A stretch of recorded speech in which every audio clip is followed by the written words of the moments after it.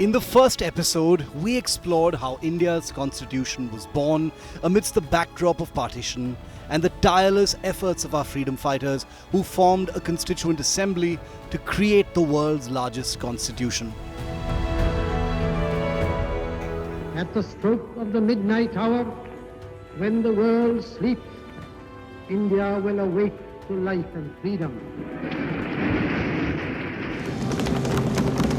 भारत माता की जय! भारत माता की जय! भारत माता की जय! We, the people of India, have solemnly resolved to constitute India into a sovereign, democratic republic, and to secure to all its citizens justice, social, economic, political, and equality of status and opportunity. By adopt, enact, and give ourselves this constitution. Hello and welcome, I'm Shiv Varur, and amidst the ongoing debates revolving all around us on our very own constitution, we're now bringing you another bit of trivia, a very interesting story that every Indian must hear. Just like how you and I identify someone with their distinct face, how do you think we identify a constitution, an entire constitution? What is the face of our constitution here in India?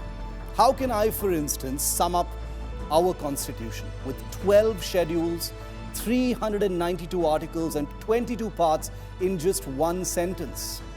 If you want to understand the biggest constitution of the largest democracy in the world, you will have to understand its preamble. We, the people of India, having solemnly resolved to constitute India into a sovereign, socialist, secular, democratic republic, and to secure to all its citizens justice, social, economic, and political, liberty of thought, expression, belief, faith and worship, equality of status and of opportunity, and to promote among them all fraternity, assuring the dignity of the individual and the unity and integrity of the nation, in our Constituent Assembly this 26th day of November 1949, do hereby adopt, enact and give to ourselves this Constitution. India adopted its Constitution on November the 26th, 1949. It took almost 3 years of legal, social, political, economic and emotional considerations to bring this Constitution to life.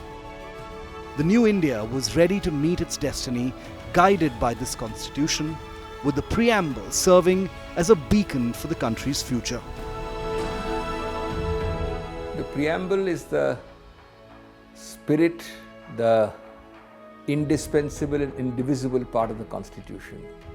Our best known judgment has so held it. It is the soaring high flight of the Constitution right at the beginning. Interestingly, the right at the beginning actually was adopted by the framers right at the end. And Ambedkar explained that it was the object of doing it right at the end was that you by then knew the Constitution and the preamble should be in sync with it. But what is most interesting is that it was based on the December 1946 previous year, just before at the start of the assembly, on the objectives resolution moved by Nehru. And he said this objectives resolution is to show and underline certain fundamental values, and that actually became the preamble. And I know this taking time, and I cannot resist reading 2 or 3 quotes from Nehru. As usual, a great orator and a searing speech he made, and I'll quote only some small parts of it. He said, it's a resolution and yet it is something much more than a resolution. This is about the objective resolution, which largely became a preamble by the addition later on in 1976 of the words socialist and secular. It is a resolution and yet it is something much more than a resolution. It is a declaration, it is a firm resolve, it is a pledge and an undertaking, and it is for all of us, I hope, a dedication. Words are magic things often enough, but even the magic of words sometimes cannot convey the magic of the human spirit and of a nation's passion. It seeks very feebly to tell the world, that is the objective resolution which became the preamble. It seeks very feebly to tell the world of what we have thought of, dreamt of so long, and what we now hope to achieve in the near future. Unquote. Renowned jurist N.A. Palkhiwala termed the preamble as the introduction letter of our Constitution. Members of the Constituent Assembly called it the identity of our long-standing dreams. In reality, this preamble was from the December 13th, 1946 Objective Resolution speech by Jawaharlal Nehru. Even before the beginning of the Constituent Assembly, Nehru had the roadmap of the Indian Constitution already etched in his mind. Nehru presented his open-mindedness and love towards this newly independent country in the Assembly. Nehru's dream gave new strength to the country, which was burdened with the mentality of colonialism and slavery for so many years. Mr. Chairman, the resolution that I am placing before you defines our aims and describes an outline of the plans and points to the way which we are going to tread. The resolution that I place before you is in the nature of a pledge, and I hope the House will pass this resolution, which is of a special nature. I beg to move, 1, this Constituent Assembly declares its firm and solemn resolve to proclaim India as an independent, sovereign republic, wherein shall be guaranteed and secured to all the people of India justice, social, economic, and political, equality of status, opportunity, and before the law, freedom of thought, expression, belief, faith, worship, vocation, association, and action. Nehru's objective resolution clarified the dreams that should be associated with the Constitution, the dreams that should form the foundation of our nation, and the dreams that could empower the newly liberated country. As a result, the Constituent Assembly unanimously accepted this agenda.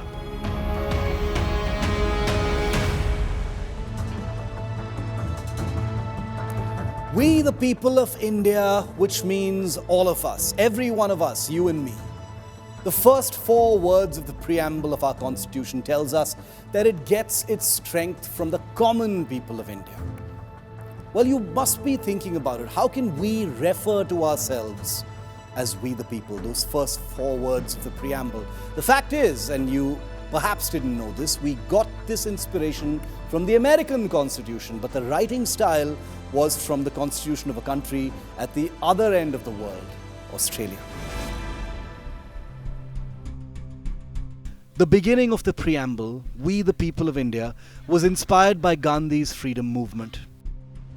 After forming the Congress, its leaders would often appeal to the British, with their efforts limited to debates and legal arguments in closed rooms. Gandhi, however, opened the doors for the common people, those who bore the shackles of oppression, whose feet were bound by the chains of colonialism, whose faces reflected eternal helplessness, who had empty stomachs, sad eyes, and hopeless lives. Gandhi transformed these millions of suffering, uneducated people into warriors of freedom. This is why our preamble starts with We the People of India. The preamble of the Constitution has 3 key parts. The people of India are the source of the preamble, expressed through the phrase, We the People of India. The Constitution is founded on 5 core ideas: sovereign, socialist, secular, democratic, and republic. It aims to ensure social, economic, and political justice, liberty, equality, dignity of the individual, and the unity and integrity of the nation. In 1960, in the Berubari Union case, the Supreme Court stated that the preamble is not part of the Constitution and therefore cannot be amended. However, in 1973, the Supreme Court reversed this decision, recognizing the preamble as part of the Constitution and subject to amendment, provided the amendments do not violate its basic principles. But it's interesting. I mean, you can go back to the letter and change the letter of the law, but unless you as a people, as Indians, as a people, do not reject the attitude that democracy has to be restricted or has to be modified or has to be restrained, etc., unless the people don't take a clear position, no matter what you write in constitutional amendments, it doesn't work. So ultimately, the power of a constitutional amendment or a constitution provision comes with the support it gets from the people. On this basis, in 1976, 3 new words were added to the preamble through the 42nd Amendment: socialist, secular, and integrity. The Constituent Assembly at the time witnessed intense debates on the inclusion of the words socialist and secular. Advocates of socialism called for a socialist republic. Sir, I beg to move that 1.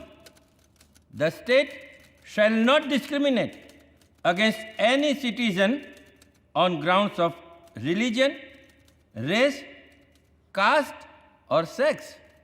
2.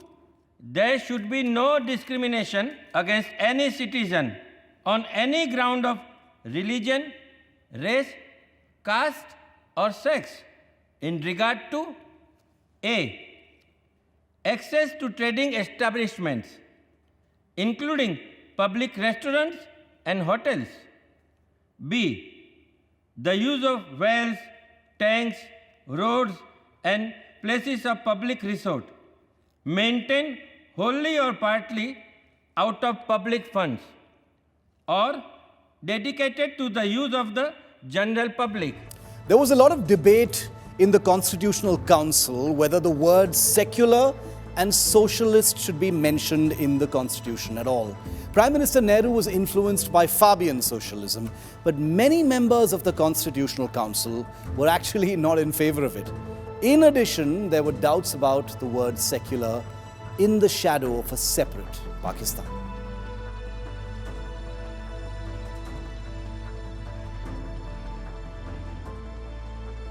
बहत्तर के 72 फिरके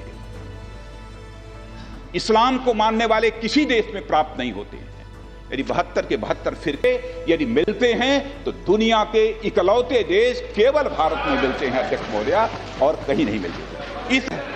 इस हकीकत को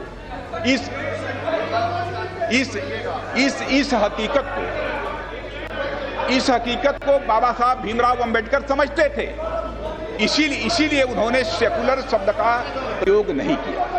यदि बोलचाल की भाषा में सेकुलर शब्द का प्रयोग जो प्रायः धर्मनिरपेक्ष किया जाता है, तो मैं अध्यक्ष महोदय आपसे पूछना चाहता हूं, आपके आसन के ऊपर भी धर्मचक्र प्रवर्तनाय लिखा है, इसका मतलब इसे भी निकाल देना चाहिए।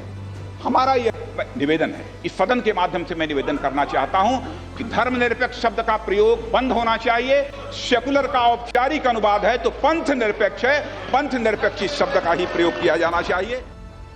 K.T. Shah, a socialist leader educated at the London School of Economics, strongly advocated for including both socialist and secular in the Constitution. Sir, India को एक सोशलिस्ट संघ कहना कतई सही नहीं होगा।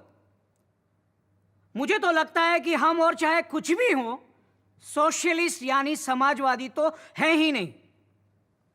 सर, ऐसे लोग भी हैं जो सोशलिज्म के सामाजिक न्याय से वाकिफ हैं और जानते हैं कि आने वाला कल समाजवाद का युग होगा और केवल समाजवाद ही इंसान और इंसान के बीच बराबरी का रिश्ता कायम कर सकता है। सर, केवल समाजवादी एक ऐसी व्यवस्था है जिसमें मनुष्य को उसके नैसर्गिक अधिकार मिलेंगे और हर आदमी दूसरे के बराबर होगा और हमारे जीवन से वो सारी झूठी बाधाएं, रिवाज, रस्में, कानून सब खत्म हो जाएंगे जिनमें चंद लोगों के फायदे के लिए इंसान ने खुद अपने आप को जकड़ रखा है। K.T. Shah proposed including these words in Article 1 of the Constitution twice, but both times the drafting committee, led by B.R. Ambedkar, rejected the proposals. Actually, K.T. Shah suggested 3 words: socialist, secular and federal. His idea was that In any case, we cannot survive without socialism. Therefore, he said, India cannot progress without these ideas. And therefore, he wanted India to be a socialist country. And he wanted this to be put in Article 1 itself. Ambedkar, while replying to it, he said two things. One is that the word federal, instead of federal, the Constitution uses the word union. He says that in the North American Constitution, Canadian Constitution, of 1867, there is a same kind of setup. He says they have not used the word federal, they have used the word union. And therefore, we have adopted it from there, and we are using this term. Further, federal means you can secede. You can secede from the union. Like America, there the federal units, that is the states, have the right to secede from the union. But here, we don't want that. Ambedkar said socialism, in Article 1, that is not necessary. It is contained in the Constitution, in the directive principles of state policy. Now, about secularism, he didn't say anything. In his reply, he did not mention secularism at all. Although the Assembly did not include these words, the fundamental rights they drafted echoed the principles of a socialist and secular society. On August 20th, 1947, during a meeting of the Constitutional Council, Sir Benegal Narsingh Rao, a prominent constitutional scholar, presented a proposal. Dr. B.R. Ambedkar was tasked with refining this proposal, deciding on the fundamental rights of citizens and their scope. He did a great job. I'm a great admirer of Dr. Ambedkar as to how he embodied the essence of social justice and social equality as a part of constitutional philosophy. And that is a great thing he did. If the preamble is the face of the Constitution, then fundamental rights are the soul. A glimpse of this soul was actually seen back in 1931 by Nehru during the Karachi session. Freedom was a faraway dream, a faraway concept back then. But what was to be done after reaching that point was already clear in Nehru's head. आज हम कांग्रेस की तरफ से सरकार से ये मांग करते हैं कि आपको हर हिंदुस्तानी को उसके बुनियादी हुकूक देने ही पड़ेंगे। भारत माता की जय! भारत माता की जय! भारत माता की जय! हम मांग करते हैं कि हर शहरी को अपनी बात कहने, विचार रखने की आजादी हो। हर नागरिक को मिलने जुलने, मीटिंग करने का हक हो। हम मांग करते हैं कि हर बशर को अपने मजहब को मानने और धर्म का प्रचार करने की छूट हो।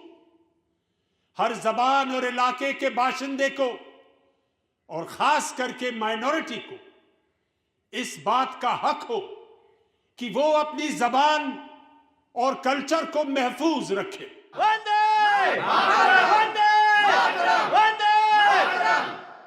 हम मांग करते हैं कि हिंदुस्तान का हर मर्द और औरत कानून के सामने बराबर होगा, चाहे फिर वो किसी कौम, जात, फिरके का क्यों ना हो।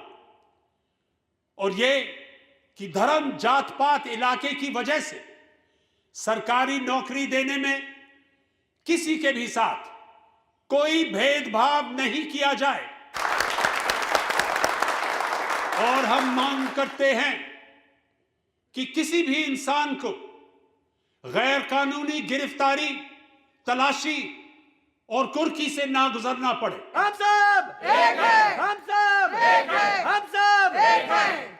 और हम ये भी मांग करते हैं कि हमें इस बात की आजादी हो कि हिंदुस्तान का रहने वाला हर आदमी पूरे देश में जहां चाहे जाए, रहे, बसे और काम, नौकरी, व्यापार कर सके। जब तक ये सारे बुनियादी हक हर हिंदुस्तानी को नहीं मिल जाते। मेरा आपसे वादा है कि ना मैं चुप बैठूंगा, ना आपकी कांग्रेस पार्टी। पंडित नेहरू जिंदाबाद! पंडित नेहरू जिंदाबाद! Pandit Nehru! India's political freedom was inevitable, but those who worked towards it knew that social and economic freedom were equally essential. Even Gandhi, who often disagreed with Nehru, supported Nehru's proposal for fundamental rights. Mahatma Gandhi की जय! महात्मा गांधी की जय! महात्मा गांधी की जय! मुझे कुछ अधिक नहीं कहना है, बस इतना बताना है कि भारतीयों के मूल अधिकारों को लेकर जो प्रस्ताव जवाहरलाल जी ने पेश किया है, वो इस सम्मेलन का सबसे महत्वपूर्ण प्रस्ताव है। यही अधिकार तो हमें बताते हैं कि कांग्रेस किस किस्म के स्वराज की कल्पना कर रही है।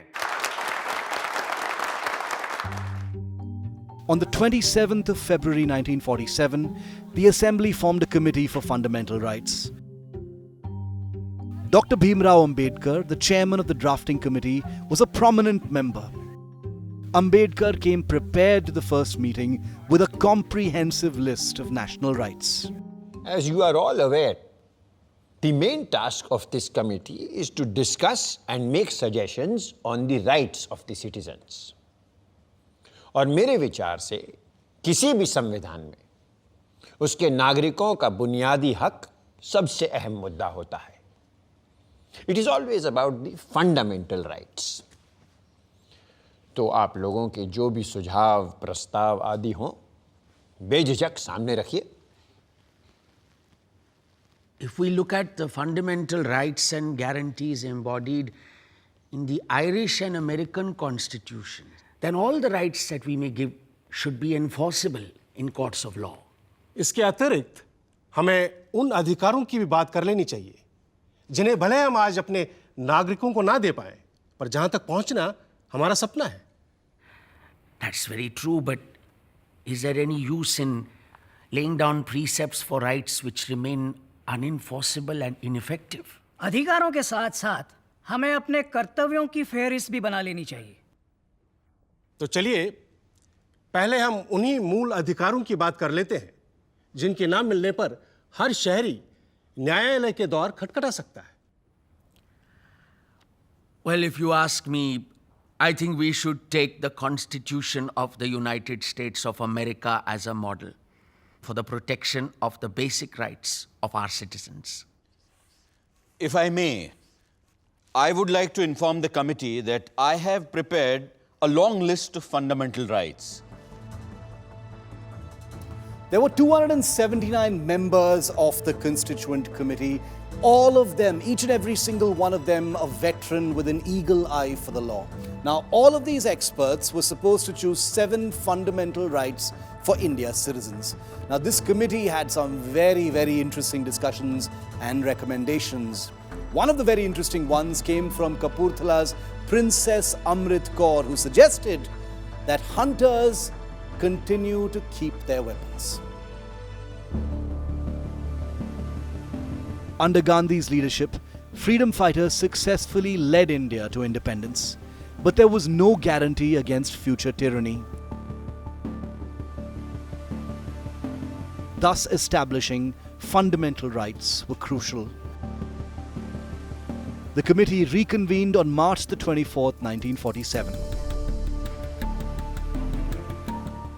तो ये तय पाया गया है कि भारत के हर एक नागरिक को कहीं भी आने जाने, रहने, बसने, जायदाद खरीदने और नौकरी, काम, व्यवसाय करने की पूरी आज़ादी होगी। Subject to such restraints as the law may impose. Oh yes, of course. That goes without saying. No, Acharya ji. In a constitution, nothing goes without saying. तो एक काम करते हैं, इस विषय पे वोट कर लेते हैं। Those in favor of Dr. Ambedkar's proposal, please raise your hands.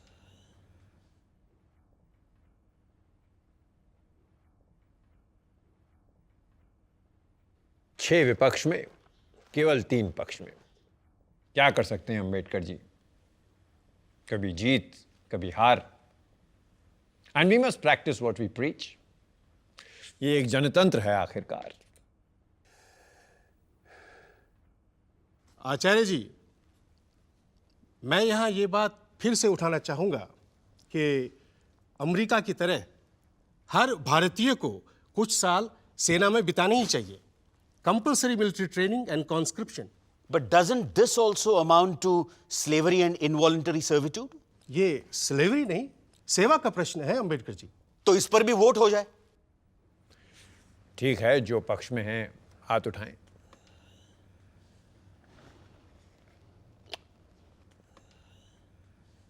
केवल 3 है पक्ष में। पर अगले मुद्दे पर सब मेरे साथ होंगे, ये मैं पक्का जानता हूं। I propose that universal adult suffrage must be guaranteed by the constitution. सबका तो मैं नहीं जानता, पर मेरा वोट आपके साथ है मुंशी जी। और ये कि elections shall be free, secret and periodical. इस मुद्दे पर मुंशी जी मेरा वोट भी आपके साथ है। इसके अलावा चुनाव के लिए विधि द्वारा एक अलग आजाद इलेक्शन कमीशन का गठन किया जाएगा।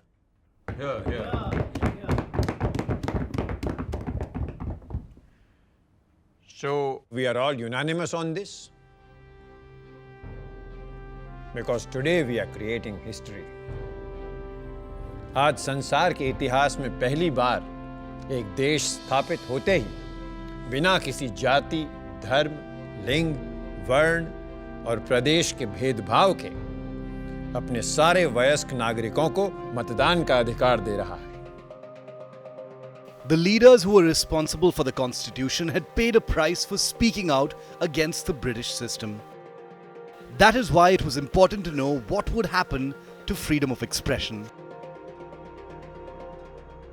अभिव्यक्ति की आज़ादी को आज पूरी दुनिया में सम्मान दिया जा रहा है और ये भी महसूस किया जा रहा है कि अगर किसी के वक्तव्य या लेखन से किसी विशेष वर्ग या धर्म के खिलाफ नफरत नहीं फैलाई जा रही है और उससे हिंसा फैलने का कोई डर नहीं है, तो आदमी को अपनी बात कहने का पूरा हक होना चाहिए, पूरी आज़ादी होनी चाहिए। If you put this in, then section 153A of the penal code stand nullified. Sir, आपसे बेहतर और कौन जानता है कि ताकतवर मेजॉरिटी वालों को कास्ट और कम्युनल हेट्रेड फैलाने से रोकना असंभव होता है। मैंने तो ये भी सुना है कि एक मर्तबा किसी अखबार को सेक्शन 153A को लेकर इसलिए मुकदमा चलाया गया था क्योंकि उस अखबार ने पुलिस के खिलाफ कोई लेख लिख दिया था और दलील ये दी गई थी कि पुलिस अपने आप में एक खास तबका है और पुलिस के खिलाफ बात करके अखबार वाले एक खास फिरके के खिलाफ नफरत फैलाने का काम कर रहे हैं। Yes. We also started up certain periodical in Bengal. And even before the first issue came out, unofficial warning was given to us that unless we stop, action will be taken under section 153. We had to stop. So, I'm afraid, so far as we are concerned, we do not feel quite safe if there is a provision of this sort. Hindu leader Shyama Prasad Mukherjee wanted each citizen to have the right to keep a weapon. On the other hand, women members wanted the difficulties of marriages to be discussed too.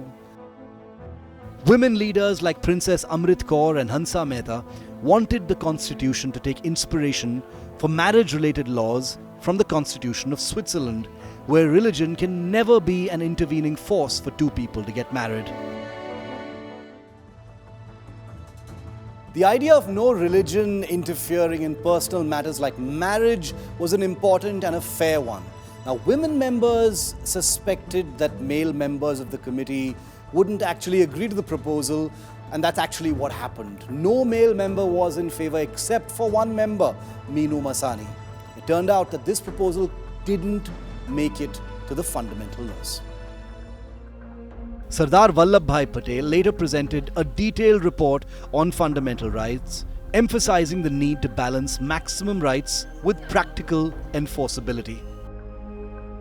Committee में इस विषय को लेकर दो तरह के मत थे। एक ये राय थी कि नागरिकों को ज़्यादा से ज़्यादा अधिकार देने चाहिए, जिनकी बिना पे वे सीधी तरह अदालत में जाकर अपने हक सिद्ध करवा सके। और दूसरी ओर ये राय थी कि बहुत ही कम मगर अहम मूल अधिकारों तक फंडामेंटल राइट्स को सीमित रखना ही उचित होगा। वो तीसरा मत जो हमारी कमेटी में पाया ही नहीं गया वो ये रहता कि आज़ाद हिंदुस्तान में न पुलिस की दरकार है न जेल की। प्रेस डंडा और बंदूक को पूरी तरह छूट रहे, हर एक को जो मर्जी में आए वो करने की संपूर्ण आज़ादी मिलनी चाहिए।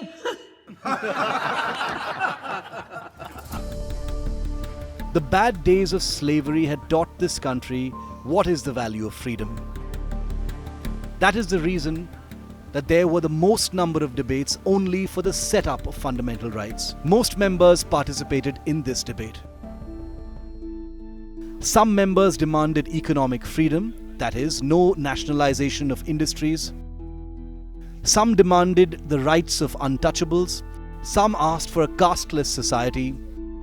When some advocated the inclusion of the right to education in fundamental rights, someone advocated for the Dalits to be given the status of minorities. And for someone, freedom of expression was most important. Slavery under the British had oppressed everyone, but Dalits of the country were the victims of dual oppression, both the British and the Savarnas.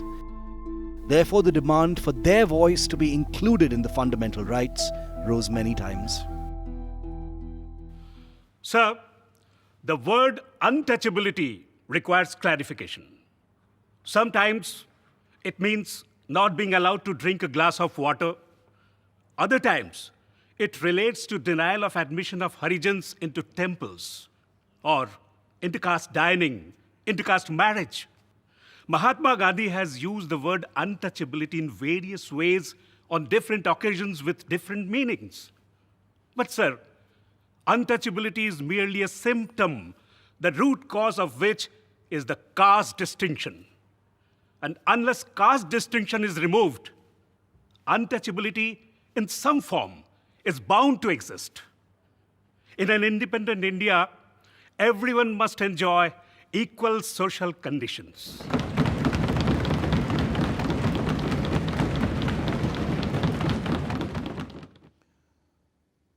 I take it that the legislators will define the word untouchability so that the courts might prescribe proper punishment. Once again, Sardar Patel took charge. He made it clear that the state will not discriminate against citizens on the basis of caste, religion, race, gender, etc. The final approval was given by Dr. Rajendra Prasad. Sir, I move that the words schools, hostels, temples or places of worship should be included. Although some schools are thrown open to Harijans in the villages, they are not allowed to sit along with caste Hindu students. They are asked to sit on the floor or at some distance. As regards temples, untouchables are made to worship God only from a distance and not from within the temple itself. I think untouchability is the sole cause of this.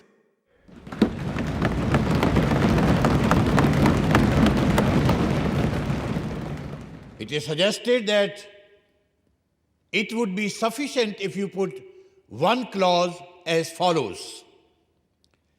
The state shall not permit any discrimination on ground of religion, etc. Put like that it will cover all cases of private institutions as well as state institutions. More than 150 members withdrew their amendments. The members were concerned and disagreed with police rule. Among them was a communist leader, Somnath Lahiri. I am constrained to say that these are fundamental rights from a police constable's point of view and not from the point of view of a free and fighting nation. Does Sardar Patel want even more power than the British government? an alien government, an autocratic government which is against the people and needs to protect itself? Certainly not. Here, according to Sardar Patel, a seditious speech is a punishable crime. If I say at any time in the future, or the Socialist Party says that the government in power is despicable, Sardar Patel, if he is in power at that time, will be able to put Socialist Party people and myself in jail. In the Constitution of Independent India, there was no place for British rule. All members were striving for this. But changing the tradition that had been in place for 2 centuries was not an easy task. There were many disagreements on some very key words. Like, for instance, should there be a definition for a word like treason? What about a definition for the word minorities? On that particular word, minorities, the Congress's firebrand leader Mahavir Tyagi gave a suggestion. He said, let's first look at Pakistan. What will Pakistan do as far as the word minorities is concerned? Then we will decide, said Tyagi. But Baba Saheb Ambedkar said, we will give equal rights to minorities. There can be no debate on that. Mahavir Tyagi, you see, did not like Ambedkar. He considered Ambedkar to be what he saw as a non-political person. But Ambedkar had a strong political and ideological sensibility. On the one hand, India was progressing towards becoming a secular nation through its constitution. On the other hand, religious sentiments were still fluctuating within the Constituent Assembly. A significant debate arose regarding cow protection, with Seth Govindas and R.V. Dhulekar advocating for the inclusion of restrictions on cow slaughter in the fundamental rights. महोदय, पंडित ठाकुरदास यह चाहते हैं कि गायों का और दूसरे उपयोगी जानवरों का वध निषेध हो। इसका यह अर्थ होता है कि अनुपयोगी गायों को काटा जा सकता है। परंतु मेरे सुधार का अभिप्राय यह है कि जहां तक गायों का संबंध है, वहां तक गायें चाहे उपयोगी हों या अनुपयोगी हों, और गायों के अंदर सांड, बैल, बछड़े भी आ जाते हैं जो गायों से उत्पन्न होते हैं, उन सब का वध रोक दिया जाए। मैंने तो इस प्रस्ताव को फंडामेंटल राइट्स, मौलिक अधिकार में भेजा था, परंतु मुझे इस बात का दुख है कि वहां पर यह उस समय नहीं रखा जा सका। और उसका कारण यह बताया गया कि फंडामेंटल राइट्स, मौलिक अधिकार, सिर्फ मनुष्य से संबंध रखते हैं, पशुओं से नहीं। इस देश के जो बड़े बड़े सांस्कृतिक प्रश्न इस विधान परिषद के सामने हैं, उनमें देश का नाम क्या रखा जाए, देश की राष्ट्रभाषा क्या हो, देश की राष्ट्र लिपि क्या हो, देश का राष्ट्रीय गान क्या हो, और देश में गौवध हो या बंद कर दिया जाए।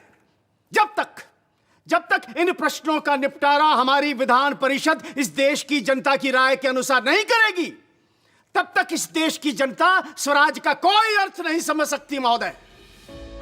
After numerous debates and extended discussions, the committee ultimately agreed upon 7 fundamental rights. However, one of these rights, the right to property, was removed after the 44th Amendment. The 6 fundamental rights that remain today are right to equality, enshrined in Articles 14 to 18 of the Indian Constitution, right to freedom, covered in Articles 19 to 22, right against exploitation, detailed in Articles 23 and 24, right to religious freedom, addressed in Articles 25 to 28, right to culture and education, found in Articles 29 and 30, and right to constitutional remedies, provided under Article 32. The importance of constitutional remedies lie in the fact that any citizen can approach the Supreme Court to enforce their constitutional rights. It was no coincidence that Dr. Ambedkar referred to this as the soul of the Constitution. So fundamental rights, that was taken from the American Constitution. That, of course, was a very important chapter in the Constitution. and that gave the fundamental rights to the people. These were the basic freedoms which free people in a free country would enjoy. And you cannot live in a free country without these freedoms. These are fundamental rights. They are called fundamental because they are elevated to a higher level than ordinary freedoms.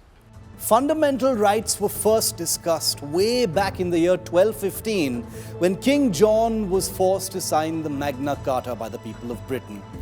And it was on the basis of that America, many centuries later, gave its citizens some fundamental rights. Now, America's most eminent historical president, Abraham Lincoln, described democracy as an institution which is for the people, by the people, and of the people. And India learned from that. It made that description the basis while laying down the rights for the people of a free nation. During the debates on fundamental rights, questions arose about whether these rights could be revoked or suspended. Dr. Ambedkar addressed this concern by stating that if preserving India as a nation requires sacrificing these fundamental rights, then it is a trade-off worth considering.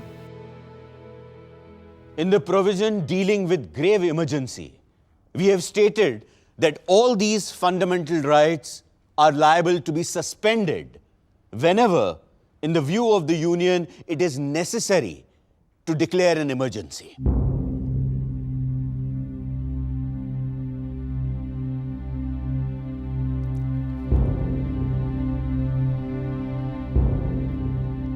दुनिया के कई संविधानों में मौलिक अधिकारों के चलते आप नागरिक को गिरफ्तार कर ही नहीं सकते, पर हमने इसे अपने संविधान से हटा दिया है ताकि आने वाली सरकारों को हम ऐसी किसी भी बेड़ी में ना जकड़ें। हाँ, पर सही कानूनी कार्रवाई का प्रावधान हमने हर हाल में रखा है। जरूरी सवाल ये है कि क्या लेजिस्लेचर के पास ये विशेषाधिकार होगा कि अगर वो चाहे किसी भी व्यक्ति को बिना मुकदमा चलाए ही कैद में रख सकते हैं? ऐसा कोई अधिकार हम नहीं देने जा रहे हैं जिसके चलते सरकार बिना कानून और अदालत के सामने जाने का हक दिए किसी को भी गिरफ्तार कर ले। India venerates Lord Rama as the embodiment of dignity, and it is indeed a privilege to have Lord Rama's principles inscribed in the pages of our fundamental rights. Former American President John F. Kennedy once said, "Ask not what your country can do for you, ask what you can do for your country." India, which faced centuries of oppression, slavery, illiteracy, hunger, starvation, was also now asking its citizenry, what can you do for a free new India? With the fundamental rights established, the focus shifted to fundamental duties. The committee deliberated whether it was essential to define specific duties of citizens towards their country.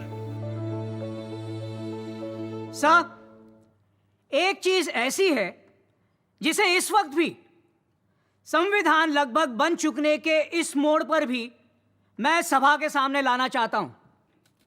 हमने संविधान में बार बार अपने हकों की बात की है, केवल अधिकारों की, जबकि अपने कर्तव्यों के बारे में हमने पूरे संविधान में एक शब्द भी नहीं कहा है। मैं इस सभा के सामने साफ कहना चाहूंगा कि एक विचारशील व्यक्ति, समाज, सदन के नाते अपने केवल अधिकारों की बात करते रहना और एक नागरिक के नाते समाज, संघ और देश के नाते अपने कर्तव्यों को भूल जाना सही नहीं है। मैं तो कम से कम यही कहूंगा कि एक नागरिक के प्रति राज्य के कर्तव्य जितने जरूरी हैं, उससे कम जरूरी नहीं है राज्य के प्रति नागरिक के कर्तव्य। हमें उनको भी अपने संविधान में फौरन शामिल करना चाहिए। Although fundamental duties were not included in the Constitution initially, they were incorporated later in 1976 by then Prime Minister Indira Gandhi through the 42nd Amendment. These duties are outlined in Article 51A. As per the fundamental duties, Every citizen must uphold and respect the Constitution, its ideals, institutions, the national flag, and the national anthem.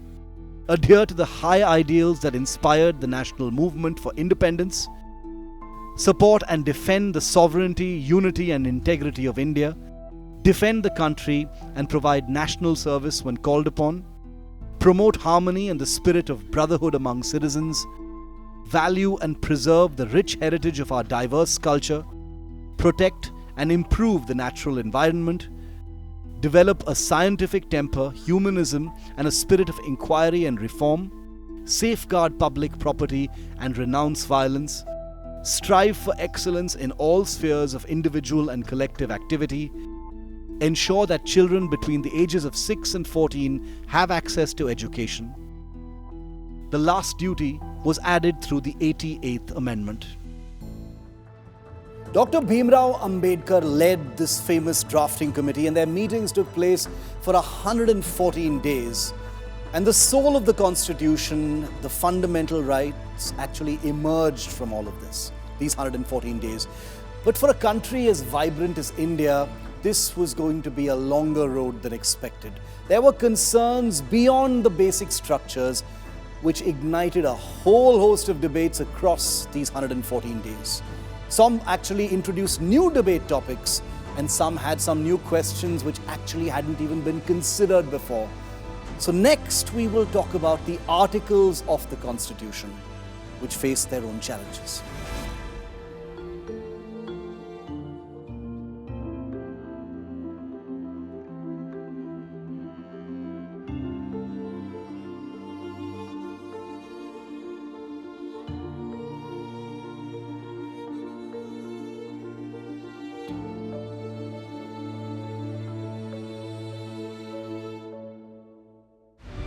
We, the people of India, have solemnly resolved to constitute India into a sovereign, democratic republic, and to secure to all its citizens justice, social, economic, political, and equality of status and opportunity. I adopt, enact, and give ourselves this Constitution.